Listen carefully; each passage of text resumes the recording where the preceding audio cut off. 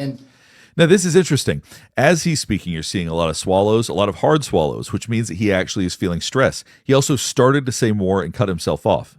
And I think 2002, whenever it was, but You heard him say, but as though he was going to continue speaking, cut himself off right there and stopped talking because there must have been something he didn't want to say. two, whenever it was, but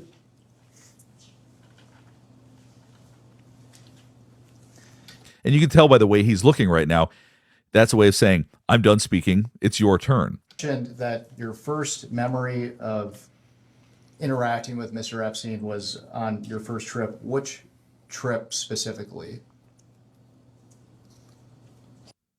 Now, this right here is a look of surprise. For whatever reason, this question surprises him.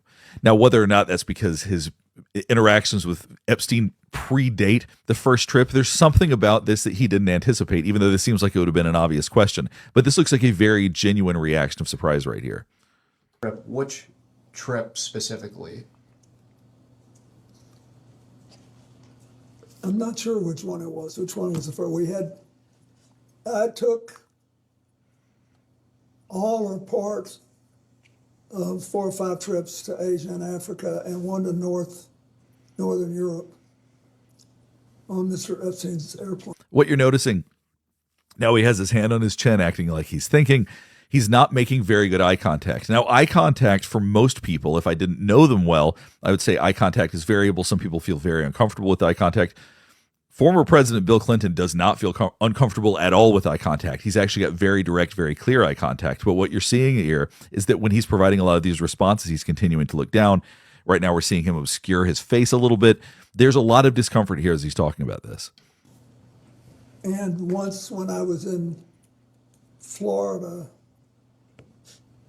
I was offered a ride back to New York, but I wasn't there it was just coincidental that he was there. And I think that was fairly early in the process, but I don't remember exactly. I just know that I did.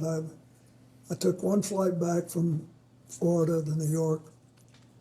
And so if you're wondering why he would need to think so hard about this, is that if he was in fact on more flights than he claimed, he's going to have to be very careful and very precise that he responds to which flights he was on.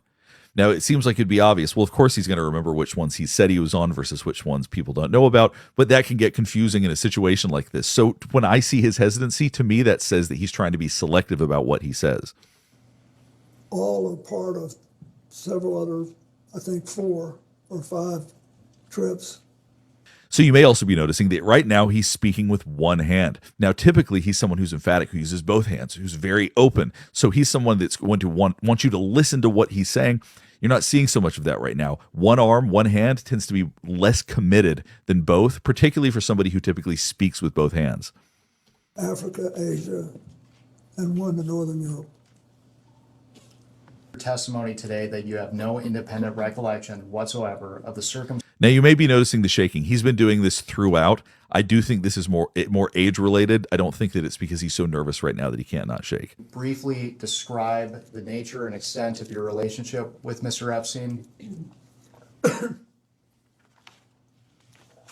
Well,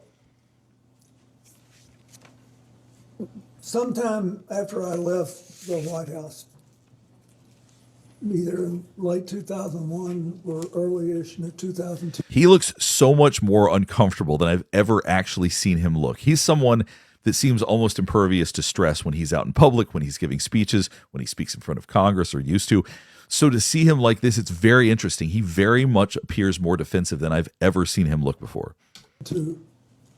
I received a call from Larry Summers, who had been on my economic team and was later Secretary of Treasury, and was then president of Harvard. And all right, immediately after talking about Larry Summers, you're seeing him close up. Now, when people are standing and they have this position, sometimes it's for comfort. They've been standing for a while. It's a more comfortable way to stand. Right now, this is clearly closing up. This is an actual defensive posture. Larry Summers, who had been on my economic team and was later Secretary of Treasury, and was then president of Harvard. And he said that